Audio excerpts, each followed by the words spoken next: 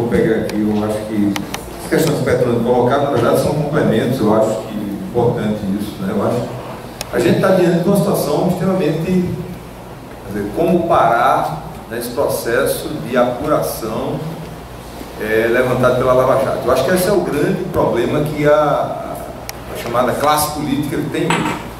Porque é claro que você teve, né, um direcionamento político da apuração, né, o vazamento seletivo das delações, o uso de mecanismos arbitrários, porque a questão da condução coercitiva ela foi sistematicamente usada de forma irregular, de forma ilegal, não foi só contra Lula, foi contra, na verdade, praticamente todas as pessoas que foram presas. A condução coercitiva só é permitida legalmente quando você é convocado para depor e você se nega a depor, mas na verdade todas as pessoas foram presas usando esse mecanismo. Então, na verdade, o Sérgio Moro, ele explicitou em 2005, tá, o que ele está fazendo hoje. Ele tem um artigo que ele publica sobre a Operação Limpas da Itália, e ele claramente defende a tese de que deve manipular a opinião pública através exatamente do vazamento de informações seletivas para a imprensa. Ele defende isso claramente, ou seja, ele cumpriu todo o processo, né, de apuração, seguiu esse figurino. Acho, inclusive, tá certo?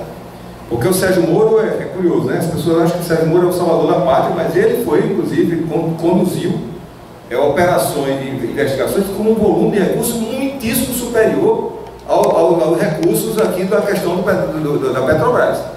Né? Então, e na verdade foi anulada toda a investigação por conta das ilegalidades cometidas durante o processo de apuração e de investigação. Então, quer dizer, se a gente tivesse um Supremo realmente, quer dizer, eu acho que Lula foi muito feliz, apesar da inconveniência de ter dito que o Supremo estava acovardado, mas Lula apenas disse a realidade. Se o Supremo tivesse de fato, a certo papel, não tivesse encurralado pelo poder da mídia, e o poder econômico do Brasil, ele seguramente iria anular muitas dessas arbitrariedades.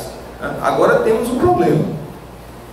Eu concordo, quer dizer, essa articulação Temer, PSDB e os outros partidos, é como você, tá certo, manter, primeiro, sacrificar o PT, tirar o PT fora do jogo, quer dizer, tirar o PT fora do jogo e manter tudo como antes no quartel de Abrantes, como dizia diz o ditado.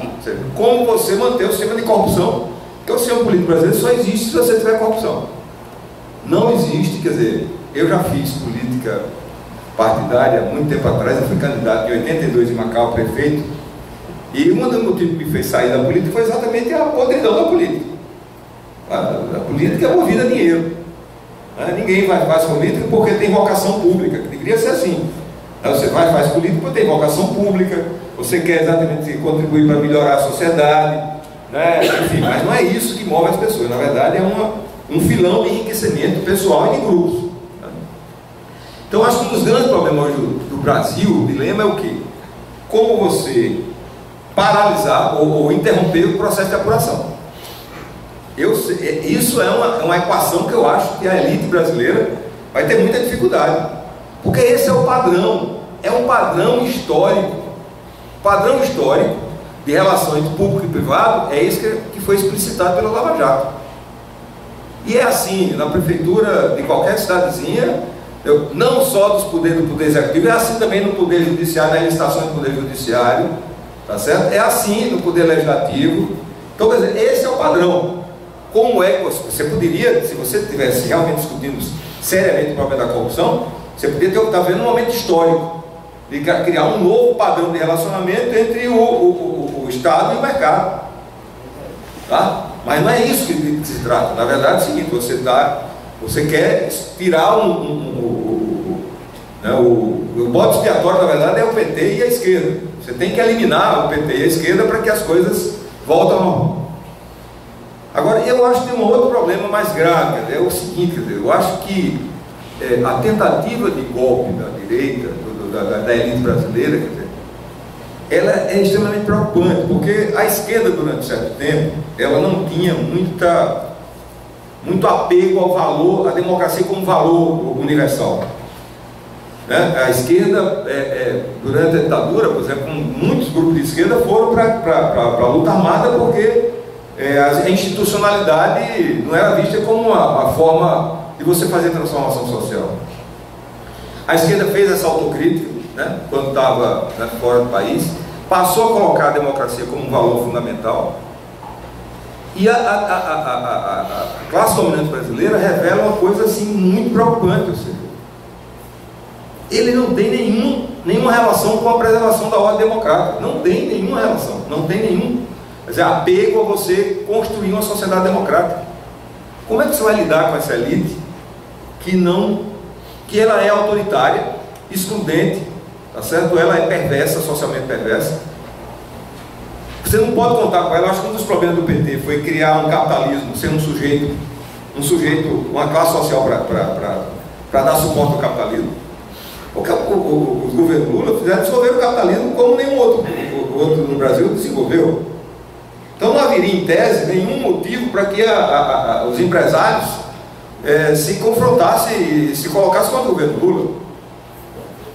Na verdade, você tem um componente ideológico e um componente político, que é aquele componente de você, o PT e a esquerda ficando no poder, pode ser que você fique muito tempo e haja mudanças e se consolidem algumas mudanças que fiquem difíceis de reversão. Eu, particularmente, acho que as conquistas, mesmo que o PT não fazendo a politização das conquistas, você hoje suprimir conquistas e direitos sociais é uma coisa que vai criar um caldeirão social no Brasil. Não é fácil. Mesmo a pessoa sem ter a politização de entender que as políticas, ele melhorou de vida, ou seja, o pobre que não comia carne passou a comer carne, passou a ter televisão de tela plana em casa, passou a ter um computador em casa, etc. O filho agora está na universidade, né? Seja pública, seja privada. Você tirar isso não é simples. Não é simples. Como sair da crise, né? Zé Luiz, eu confesso a você que eu não tenho receita. Acho que é muito complicado, né? Eu acho que a liderança da oposição demonstraram um nível de responsabilidade política a meu ver, surpreendente. Eu não consigo entender como é que uma pessoa com a formação e com a experiência política como Fernando Henrique Cardoso é conivente com o nível de responsabilidade que foi levado exatamente o país a gente está numa situação de crise, em grande parte em função da irresponsabilidade da oposição. Quer dizer, você não aceitar o jogo democrático é extremamente grave. Você não aceitar o resultado eleitoral é extremamente grave. Significa o seguinte: você vai um precedente, qualquer eleição você pode contestar. Bom, ou seja, e o jogo democrático, por mais que a democracia seja uma democracia representativa, quando eu fiz a observação aqui no início, mas é assim, a regra do jogo precisa ser preservada, porque isso é que anima um processo civilizatório. Sem isso você entra numa situação de incerteza total. Como é que você pode pensar numa sociedade melhor, tá certo, que tenha padrões civilizatórios de bem-estar social cada vez mais alto e acessível a todos, sem você preservar a democracia, né? E eu confesso a você o seguinte: não vejo lideranças da oposição à altura de conduzir uma concertação no país.